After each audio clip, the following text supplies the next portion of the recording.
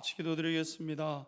찬양 받으시기에 합당하신 하나님 앞에 우리의 간절한 고백, 감사의 고백, 온 마음 가득 담은 뜨거운 찬양을 하나님 앞에 올려드립니다. 하나님의 은혜로 살아가는 인생, 은혜 없이 살아갈 때 고되고 슬프고 안타까운 인생인데 하나님 우리 인생 가운데 찾아오셔서 선한 목자 되어주시고 걸음 인도해 주시는 것 감사합니다. 이 시간도 하나님의 귀한 은혜를 갈망하며 주의 백성들 말씀 앞에 섭니다. 오늘 우리의 생각과 마음을 새롭게 하여 주셔서 복된 길, 귀한 길, 승리하는 길을 믿음으로 선택하고 그 길을 걸어내는 우리 모든 성도님들 되게 하여 주옵소서. 의탁드리며 귀하신 예수님의 이름으로 기도하옵나이다. 아멘. 빌립보서 4장 10절에서 13절의 말씀, 어떤 경우에도 적응할 수 있는 비결, 어떤 경우에도 적응할 수 있는 비결 제목으로 말씀 증거하겠습니다. 우리는 추수감사주일을 맞이하게 되었습니다. 추수감사주일은 한 해를 되돌아보면서 하나님 앞에서 받은 은혜를 헤아려 보고 그 은혜 속에서 감사를 찾아내고 하나님 앞에서 결산해보는 그런 시간을 갖는 것이죠. 이런 시간은 단순히 그냥 한 해를 되돌아보는 의미에 그치는 것이 아니라 앞으로 우리가 나아가는 인생을 살기 위해서 더 중요한 하나의 과정이라고 할 수 있는 것입니다. 우리 앞에 주어진 일들을 통해서 어떤 교훈을 얻을 것인가, 이것이 중요한 우리의 삶의 모습인 것이죠. 아무리 좋은 일이 우리 앞에 있었다 할지라도 그것을 잘못 해석하고 잘못 받아들이게 되면 독이 되게 되는 것이죠. 우리가 2025년도 한 해 하나님 앞에서 기도하면서 시작해서 열심히 달려와서 11월 셋째 주를 이제 맞이했지 않습니까? 우리 앞에 여러 가지 일들이 있었을 겁니다. 그런데 그것을 아무리 좋은 일이라 할지라도 잘못 해석하게 되면 독이 되는 거예요. 독이. 교만해지고 그것 때문에 정말 중요한 것, 더 중요한 것들을 잃어버린다고 한다면 안타깝고 어리석은 것 아니겠습니까? 반면에 아프고 괴로운 시간들을 지내왔다 할지라도 그 깊은 뜻을 깨닫게 되면 우리의 영혼은 풍요로워지는 것이고 우리 앞에 또 다른 어려운 일들이 앞으로 우리가 살아가는 동안 세워질 수 있게 되는데 그때 우리의 지금의 이 아픔과 슬픔을 반면교사로 삼고 교훈으로 삼고 깨닫고 은혜로 알고 그것을 잘 받아들이고 해석하게 되면 우리의 영혼이 풍요롭고 복되게 세워져가는 중대한 일이 될 수 있는 것이죠. 추수감사절은 그냥 하나님 앞에 그냥 하나의 절기로 지키는 것이 아니라 우리의 삶을 그렇게 하나님 앞에서 헤아려보고 또 다시 한번 다짐해보는 그런 시간인 것입니다. 이런 삶을 보여주신 분이 계시는데 그분은 바로 사도 바울이라고 할 수 있습니다. 우리가 아는 것처럼 사도 바울께서는 정말로 고난과 역경이 많았던 분이죠. 복음을 전하러 다녔던 그 길에 정말 수많은 어려움을 겪은 것 아니겠습니까? 자신의 영화와 부귀를 위해서 하는 것도 아니고 그냥 복음을 위해서 복음 하나 붙잡고 믿음의 여정을 시작했는데 때마다 어려움이 있었죠. 고린도후서 11장에도 사도 바울이 고백했던 것처럼 강도의 위협을 강도를 만나고 유대인들의 위협을 당하기도 하고 실제로 유대인들에게는 매를 수 없이 맞기도 했고요. 사도행전에 기록된 것처럼 한 번은 돌에 맞아서 유대인들이 던지는 그 돌에 맞아서 죽음에 이제 이르게 되는 거 아니겠습니까? 성경에 보게 되면 거의 죽은 것과 마찬가지죠. 다 죽은 줄 알고 죽었어요. 사람들이 이제 돌을 내려놓고 죽었으니까 길을 떠나게 되는데 하나님의 그 은혜가 사도 바울과 함께해서 툭툭 털고 일어나서 또다시 복음을 전하는 장소로 사도 바울이 가게 되는 것을 누가가 자세하게 기록해 놓고 있죠. 뿐만 아니라 퇴장을 당하고 감옥에 여러 번 갇히고 이방인들의 위협을 당하고 거짓 형제들의 위험과 신의 위험, 광야의 위험, 바다의 위험을 겪었던 것 아니겠습니까? 바다 한가운데서 배가 부서지는 그런 일들을 만나서 일주일 동안 이게 살지 죽을지 모르는 깜깜한 시간도 사도 바울이 지나가게 된 겁니다. 이게 도대체 사는 건지 죽는 건지 분간이 되지 않고 이렇게 죽어도 이상하지 않을 그런 일들을 사도 바울이 이제 겪게 되었던 것이죠. 못 자고 못 먹고 못 입는 삶은 그냥 복음을 전하기로 시작한 이후에 내내 그런 삶을 살아내셨던 분이 사도 바울인 것입니다. 사도 바울의 생애를 가만히 묵상해 보게 되면 인간적으로 생각해 보면 왜 그렇게까지 사서 고생까지 했는가? 그렇게 잘 배웠고 또 그렇게 좋은 신분을 가지고 있으면 그냥 구원받았으니까 얼마나 좋습니까? 아, 내가 구원받았구나. 아, 기쁘고 즐겁게 자기 일을 하면서 여러분 살았으면 사도 바울께서 이런 고생을 안 하셨을 거 아니겠습니까? 그런데 그냥 복음을 전하겠다고 갈 때마다 많은 어려움과 괴로움을 사도 바울께서는 당하셨던 것이죠. 사도 바울이 그러면 강직한 성품이 있고 그래가지고 그분의 천성 때문에 그랬는가 생각해 보면 그렇지도 않습니다. 사도 바울께서도 우리와 똑같은 성정을 가지고 계셨기 때문에 치 앞을 내다볼 수 없을 때는 답답하고 그 불투명한 상황 앞에서 막막해하고 그랬던 분이셨던 거죠. 현실의 고통을 바라보게 되면 당황하고 당혹하고 이게 도대체 어떻게 되는지 낙심하기도 했던 분인 거죠. 그런데 우리와 좀 다른 부분들은 뭐냐 하면 그런 마음들이 찾아오지만 금세 마음에 놀라운 평안과 담대함을 얻어서 위로받게 되고 그리고 위로받아야 될 그분이 다른 누군가를 위로하고 도움받아야 될 그분이 다른 누군가를 돕는 그런 삶을 살아내게 된 것 아니겠습니까?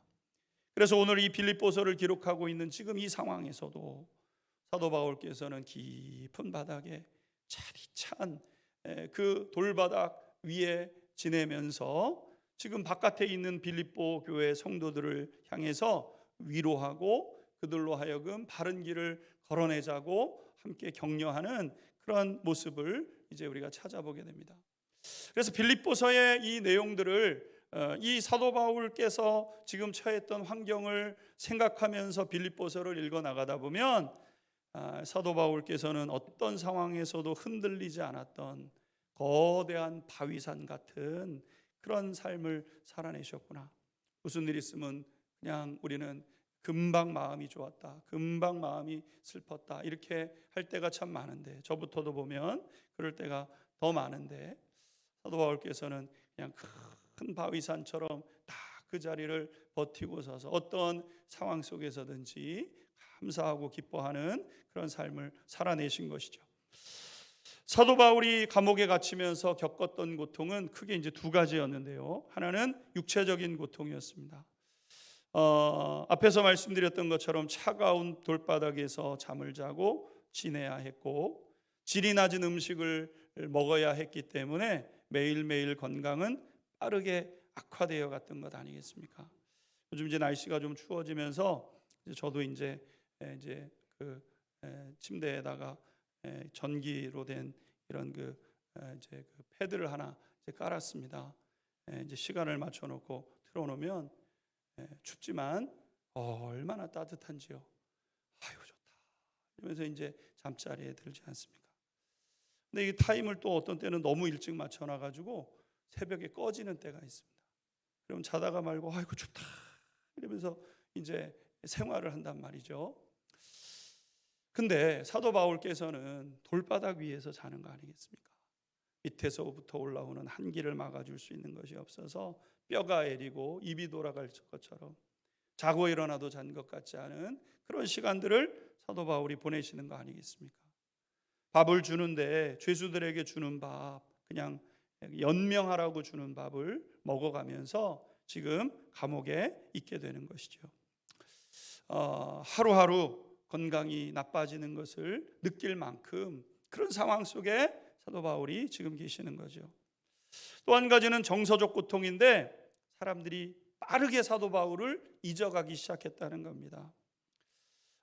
동역자들이 복음을 전할 때는 늘 같이 있었는데 감옥에 홀로 있고 그들도 복음을 전해야 되다 보니까 흩어지기 시작했고 몇 명의 동역자들만 이제 가까이 있게 된 거죠. 몸이 멀어지면 마음도 멀어진다고 사람들이 사도 바울을 잊기 시작하게 된 것 아니겠습니까? 철저하게 홀로 괴롭고 고독해서 빨리 디모데가 왔으면 좋겠다라고 소망하기도 하고 마음속에 누군가 잊혀져가는 그런 외로움과 고독의 시간을 사도 바울께서는 지내고 있었던 겁니다. 우리 사회는 근래 보게 되면 경제적으로 사회적으로 어려움을 겪어가는 분들이 늘어간다는 소식을 접하게 됩니다. 이웃과 단절되고 혼자 있음으로 인해서 외롭고 이 고독함을 느끼는 분들이 늘어가고 있다는 거죠. 나는 외롭습니다. 이렇게 그 표현하는 분들의 퍼센테이지가 늘어가고 있는 것 아니겠습니까?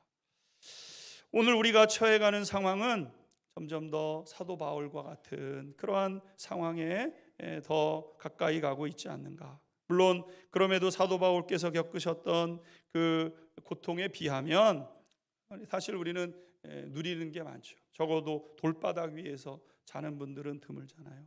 그래도 아무리 힘들어도 국가가 뭐 좀 주는 그 비용을 가지고 장판이라도 하나 깔고 지낼 수 있고 또 누군가가 그래도 도와주는 손길들을 경험할 수 있는데 사도 바울은 그러한 면에서 보게 되면 참 더 어려운 시간을 지나가신 분임에 틀림이 없는 것이죠.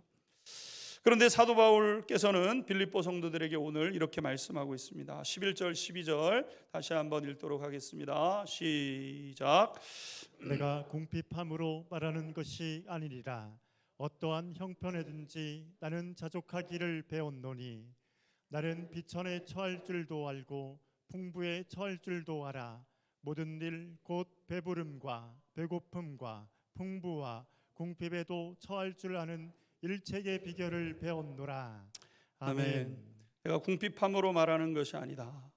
그러면서 나는 자족하기를 배웠다. 이렇게 이야기를 하고 있습니다.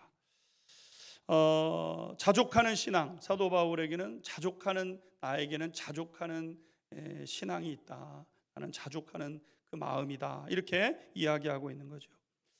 자족하는 것은 좀 더 나아지고 좀 더 많이 갖기를 원하는 것이 아니라 이미 주어진 것이 충분한 것을 알고 거기에 만족하면서 감사할 수 있는 것이 자족하는 마음이라는 것이죠. 이미 주어진 것, 사도 바울이 지금 감옥에서 주어진 것이 뭐가 있겠습니까? 뭐 가구 하나가 주어졌겠습니까? 뭐 따뜻한 옷이 몇 벌 주어졌겠습니까? 그런 거 없어요. 사도 바울이 지금 자기의 주어진 이 모든 것들이 충분하다고 알았다는 거예요. 돌바닥에서 잠자고 박한 음식을 먹으면서 건강이 하루하루 나빠지고 있는 그런 상황 속에서도 이미 주어진 것이 충분하구나. 그렇게 받아들이는 그 마음, 그래서 감사하는 그 마음이 사도 바울의 마음속에 있었다는 거죠. 분명 이것은 자신의 어떤 철학과 의지에서 나오는 것이 아니라 신앙을 통해서 나온 겁니다. 신앙. 하나님과 나와의 관계성 속에서 이 마음이 생겨나게 되었다는 거죠. 사람은 영혼 육을 가지고 있는 유기적인 존재이기 때문에 어느 한 부분 필요가 채워지지 않으면 불만족을 느끼게 되어 있는 것이 사람 아니겠습니까? 아무리 거룩한 사람이라 할지라도 먹을 것이 있고 입을 것 그리고 지낼 곳이 있어야 되는 거죠. 내가 거룩하니까 내가 한다. 그러면 여러분 돌바닥에 자도 되는 겁니까? 거기에 불편함이 있고 괴로움이 있는 거는 육신을 가진 사람이라면 다 똑같습니다. 사도 바울이니까 돌바닥에 주무셔도 그래도 괜찮았겠지가 아니라 사도 바울도 우리랑 똑같은 육신 아니겠습니까? 우리가 세상 살다 보면 막돼 먹은 삶을 살았어도요 어느 순간 되면은 외로움을 느끼는 거예요. 다른 사람들한테 함부로 했지만 나중에 되면은 외롭고 쓸쓸해서 누군가 와서 말벗이 되어주기를 기대하고 소망하는 마음이 우리의 마음 가운데 있는 것 아니겠습니까? 그냥 저 혼자 그 감옥에 깊은 감옥에 그 아주 못된 죄수들과 함께 어우러지고 여러분 그런 삶을 만족할 수 있는 사람이 어디 있겠어요? 그리고 우리가 생애 끝에 있을 그 구원을 확신해서 어떤 경우에서도 평안함을 누려야 하는 것이 우리의 영혼육을 가지고 있는 사람의 그런 모습 아니겠습니까? 그런데 사도 바울은 예수님 만나기 전에 오히려 이런 만족함이 없었다는 겁니다. 그는 생각하기를 내가 더 완전해지면 만족할 수 있을 거라고 생각을 해서 자신을 채찍질하면서 더 완전한 삶을 살기 위해서 애썼던 분 아니겠습니까? 어려서부터 그냥 자기를 채찍질하면서 공부하고 좋은 선생님 밑에서 공부하게 되고 또 이 예수 믿는 사람들을 박해할 때는 다른 사람들이 다 가서 돌로 스데반 집사님을 쳐 죽일 때 그를 다 관리하고 있었던 그런 사람이 사도 바울이었던 거죠. 자신을 채근하고 채찍질하면서 더 완벽한 삶을 살고 더 준비해가지고 더 풍요한 것을 누려야 되겠다고 사도 바울께서 생각하고 있었던 거죠. 그런데 완전해지려고 애를 쓰고 애를 써도 오히려 만족이 없게 된 것 아니겠습니까? 그러다가 다메섹으로 가던 길에서 자신을 찾아와 주신 그 예수님을 만나게 되죠. 이게 다윗이 완전히 그의 인생이 뒤바뀌어지는 그러한 그 시점 아니겠습니까? 사도 바울은 그동안 예수님 그러면 자기 말대로 자기가 하나님의 아들이라는 둥 뭐 별의별 말들을 다 해가지고 사람들을 현혹시키다가 자기 죄로 인해서 십자가에 매달려 죽은 당연히 죽어야 되는 죄인 정도로 그렇게 생각하고 있었던 것이죠. 근데 다메섹 그 도상에서 예수님을 만나는 순간 자기가 생각하고 있었던 그런 분이 아니었다는 것을 깨닫게 됩니다. 자연현상을 초월해서 계신 하나님이시구나. 천지 창조 이후부터 성부 하나님께서 계속해서 예언하셨던 그 구원자이시구나. 그리고 그분은 지금도 살아계시는구나. 그것을 사도 바울이 분명하게 알게 된 것이죠. 뿐만 아니라 그 예수님은 저 멀리 계신 분이 아니라 내 영 안으로 들어오셔서 내 영의 생명이 되어주시고 지금 나와 함께 하시는 하나님이구나. 이것을 사도 바울이 깨닫게 된 것입니다. 그래서 이때부터 주님의 뜻을, 주님이 이제 내 안에 들어오셔서 나와 함께 하시는 분이시기 때문에 이제 주님의 뜻을 찾기 시작하게 된 거죠. 사도 바울은 주님의 뜻이 어디에 있는가? 주님의 뜻을 찾고 주님 앞에 그렇게 서게 되면 놀라운 일들이 일어나기 시작하는 것을 경험하기 시작합니다. 주님의 뜻대로 기도하니까 사람들의 병이 고쳐지는 것을 경험하게 되고 주님의 뜻대로 순종해서 복음을 전하다 보니까 아주 황팍했던 사람들이 그 마음의 문을 열고 예수님을 구주로 모시고 구원받는 일들을 그가 보게 되지요. 빌립보에서 복음을 전할 때는 오해를 받아가지고 채찍에 맞고 착고에 채워진 채 감옥에 있게 되었는데 하나님을 한밤중에 찬미하고 기도하는데 갑자기 손에 있었던 착고가 풀려지게 되고 옥문이 열려지게 되는 것도 사도 바울이 경험하게 되었습니다. 사도 바울이 이때부터 생각한 게 뭐냐면 주님과 함께하는 것이 얼마나 놀라운 것인가. 주님과 함께할 수 있다는 것. 이전에는 주님과 멀리 떨어져서 살다가 주님과 함께할 수 있는 것이 이토록 놀라운 것이구나. 이것을 사도 바울이 알게 된 것이죠. 그때부터 오직 주님의 뜻대로, 오직 주님의 뜻대로, 이것이 그의 삶의 가장 중요한 우선순위가 되기 시작합니다. 주님의 뜻대로, 주님의 뜻대로라면. 그러면서 나타나기 시작했던 것이 자족하는 마음이었습니다. 자족하는 마음. 삶이 좋아서 자족하는 것이 아니라 주님의 뜻이라면, 주님의 뜻이라면, 주님이 그렇게 하실 때는 다 이유가 있으시겠지. 다 이유가 있으실 거야. 때로는 비천에 처해지게 되는데 비천에 처해지게 될 때 주님이 그렇게 하실 때는 이유가 있으시겠지. 주님의 뜻이 있으시겠지. 다 이유가 있을 거야. 당장은 이해되지 않지만 이유가 있으실 거야. 이렇게 생각을 하고 지나가다 보면 그 비천함이 변해서 존귀함으로 달라지는 것을 사도 바울이 경험하게 된 거 아니겠습니까? 주님의 뜻대로 여정을 걸어가다 보니까 어떤 때는 또 굶기도 하는 겁니다. 굶어가는 거예요. 먹을 게 없는 시간들을 지나가는데 다 주님의 뜻이 있겠지. 다 그러실 이유가 있을 거야. 이렇게 찾고 주님의 뜻을 구하다 보면 어느 순간 주님께서 나의 배고픔을 아시고 공급해 주시고 채워주시는 것도 경험하게 된 거죠. 그래서 우리가 읽었던 본문 말씀 12절 말씀을 다시 보시면 나는 비천에 처할 줄도 알고 풍부에 처할 줄도 알아 모든 일에 배부름과 배고픔과 풍부와 궁핍에도 처할 줄을 아는 일체의 비결을 배우게 되었다. 이렇게 고백하고 있는 것이죠. 사도 바울이 주님을 전적으로 신뢰하는 마음을 갖게 되었을 때 자신의 삶에 불편함은 있었어요. 불편함.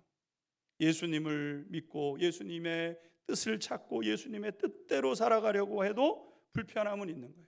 오늘 빌립보 감옥에 이렇게 갇히기도 하고 맨바닥에 차가운 바닥에서 그곳에서 정말 깨어나야 되고 박한 음식을 먹고 불편하죠. 근데 몸은 불편한데 마음에 불안함은 없는 겁니다. 배고프고 굶주림이 있지만 주님이 긍휼히 여기시면 내가 지금 이렇게 주님의 뜻대로 가다가 지금 굉장히 어려운 형편이 됐어요.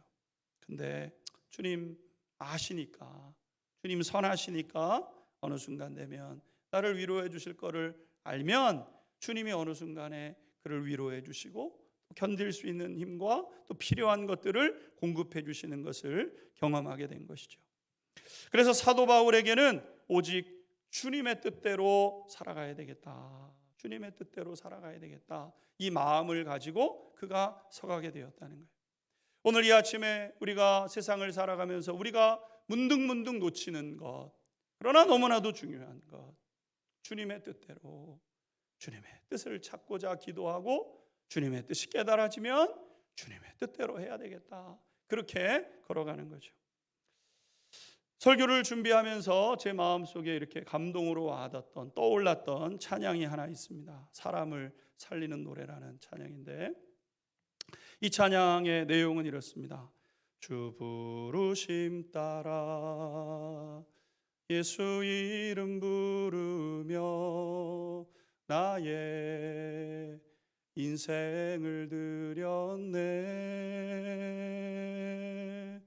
사람들 이해 못하고 결과 어떠하든지 주만 따라가길 원했네. 이제와 돌이켜보니 그저 부끄러울 뿐 모두 다 주의 은혜라. 벼랑 끝에 선 나를 주의 손이 이끌어 여기까지 인도하셨네. 하나님 사랑 날 떠나지 않고 끝까지 사랑하셨기에 오직 예수와 십자가만 바라보면서 나의 생명도 아낌없이 드리길 원했네. 내 노래가 상한 영혼 일으켜 다시 살게 하는 노래가 되길 주 배울 때 착한 일꾼이라 칭찬받기 나 원하네.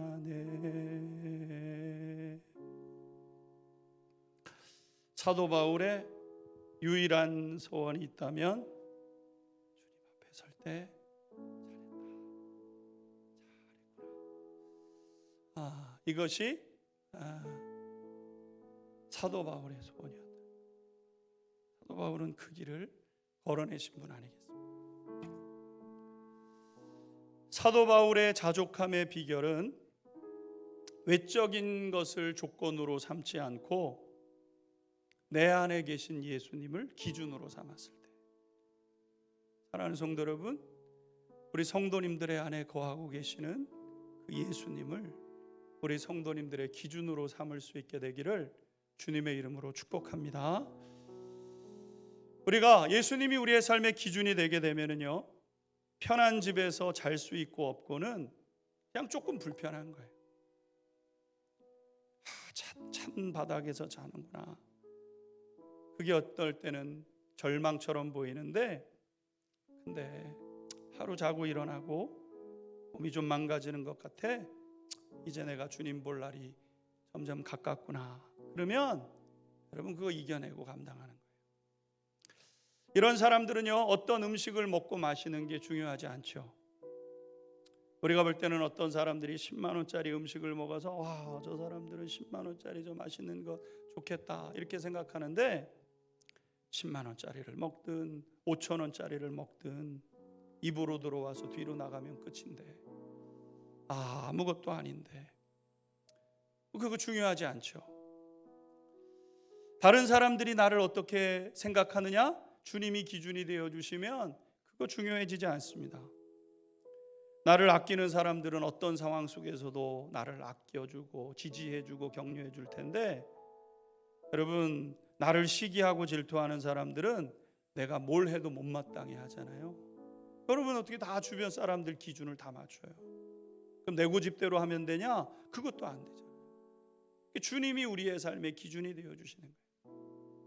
주님을 우리의 삶의 기준으로 가지고 살아가다 보면 이해하지 못해서 나를 시기하고 질투하다가도 내 본심이 드러나고 진심이 드러나면 이해해 줄 때가 올 테니까 그냥 주님을 힘으로 삼고 믿음의 여정을 걸어내는 것이죠. 사도 바울은 그런 것을 다 주님께 맡기고 주님이 원하시는 삶을 찾고 그것을 위해서 힘써 살아냈던 겁니다.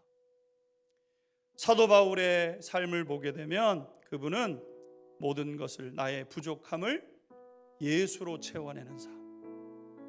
부족한 거 많죠. 우리의 삶을 살다 보면 부족한 게 너무 많죠. 그런데 그 부족한 부분을 예수님으로 채워가는 거예요. 그런 사도 바울이 오늘 뭐라고 고백하냐면은 자신은 기쁨이 충만하다고 합니다. 10절 같이 한번 읽어보겠습니다. 시작. 내가 주 안에서 크게 기뻐함은 너희가 나를 생각하던 것이 이제 다시 싹이 남이니 너희가 또한 이를 위하여 생각은 하였으나 기회가 없었느니라. 아멘. 사도 바울이 뭐라고 얘기합니까? 내가 주 안에서 크게 기뻐한다. 크게 기뻐한다. 그렇게 열악한 상황 속에 있지만 기쁘다. 그는 그냥 의지적으로 안 기쁜데 기쁜 게 아니라 그냥 기쁘다는 거예요. 왜? 예수로 채워졌기 때문에. 찬바닥에서도 나머지를 예수님이 채워주시고, 척박한 음식을 먹으면서 하루하루 건강이 나빠지지만 예수님이 남은 삶을 채워주시기에 기뻐하는 삶을 살아가는 거예요. 사도 바울은 주님과 함께하는 삶을 통해서 자족하는 삶을 살게 되었던 것이죠. 그에게 환경과 형편 때문에 마음이 어려워지거나 괴로워지지 않았다는 거예요. 주님을 신뢰하는 그 믿음이 그를 평안함과 만족, 감사와 기쁨이 되게 해서 그냥 주님을 신뢰하는 거예요. 다 뜻이 있으시겠지. 내 욕심대로 한 적 없어요. 그냥 주님의 뜻대로 했어요. 근데 어려워요. 다 뜻이 있겠지. 하나님의 뜻이 있겠지. 그러고 걷다 보면 길을 여시고 풀어내시는 하나님의 역사를 경험하는 거죠. 사랑하는 성도 여러분, 신앙의 축복은 물질과 환경에 있는 것이 아니죠. 그건 나중에 주어지는 것이죠. 우리가 신앙생활 왜 하냐? 지금 가난한데 좀 어떻게 재정적인 어려움을 넘어서려고요. 여러분, 신앙생활의 진짜는 그것은 나중에 하나님이 다 해결해 주세요. 신앙생활을 통해서 하나님이 진짜 우리에게 주시기를 원하시는 것은 우리의 마음 아닙니까? 마음. 바른 마음을 갖도록. 이렇게 하나님 앞에 이런 삶을 감당하게 될 때 마침내 복을 더해 주시죠. 권위 있는 의학자들이 조사를 하고 의학적으로 연구해서 여러 가지 사례들을 이렇게 해가지고 연구해서 이야기하는 게 있어요. 이런 얘기입니다. 우리가 감사하고 고마워하고 사랑하고 상대방을 아끼는 마음으로 말하고 행동하게 되면 부교감 신경계가 자극되어져서 점점 건강해진다는 겁니다. 의학자들이 그 여러 가지 사례를 통해서 나타낸 거예요. 감사하고 고마워하는 마음, 감사합니다. 이런 상황에서 감사합니다. 그리고 누군가를 사랑하고 아끼는 마음으로 그를 너무 아끼고, 배우자를, 우리의 가정에서 아내와 남편을 너무 아끼고 너무 사랑하고, 그러면 무슨 일이 벌어지냐면은 부교감 신경계가 자극된다는 거예요. 그래서 건강해진다는 겁니다. 신학적으로 이미 하나님께서 우리에게 감사하는 마음을 가지라고 말씀했어요. 지금 의학자들이 연구하고 사례를 통해서 밝혀내는 것은 의학에서도 똑같은 얘기를 하는 겁니다. 감사하는 것이 그냥 단순히 신학적으로 하나님의 어떤 명령이 아니라 우리의 삶에 하나님께서 두신 귀한 원리라는 것을 깨닫게 되는 것이죠. 그러므로 사랑하는 성도 여러분, 가정에서도 부부가 서로 감사하고 서로 고마워하고, 그리고 상대방을 아껴주게 될 때 무슨 일이 벌어집니까? 그러면 내게 힘이 생기는 거예요. 내게. 배우자를 사랑하고 남편과 아내를 존중해주고 존경해주고 맞춰주고 지는 게 아니에요. 내가 복되어지는 거예요. 그러다 보면 무슨 일이 벌어집니까? 문제도 하나하나 해결되어져 가고 그 가정에 만족과 행복도 생겨나는 것 아니겠습니까? 문제 있다고 싸워서 해결되면은, 여러분 싸워야죠. 싸워서 해결되는 일이 없잖아요. 그냥 아끼고 사랑해주고 보듬고, 그 시간은 어렵지만 여러분 아픈 상처 아프다고 해집으면 더 아플 뿐인 거예요. 어느 순간엔가는 보듬고 어루만지고 그렇게 보호해줘야 되는 때가 있는 거예요. 그러다 보면 어느 순간에 문제가 해결되는 거죠. 그래서 여러분 뭐 하는 거예요? 추수감사절에 가족에게 손편지 한 장 쓰는 거예요. 가족에게 여보 고마워요, 이 한마디 쓰는 거예요. 여보 고마워, 이렇게 말 한마디 하는 거예요. 고맙고 감사한 것들을 나누는 거예요. 하나님 앞에 추수감사절 우리가 지난 한 주일 동안 기도하면서 헤아려 보고 주님 전에 나왔습니다.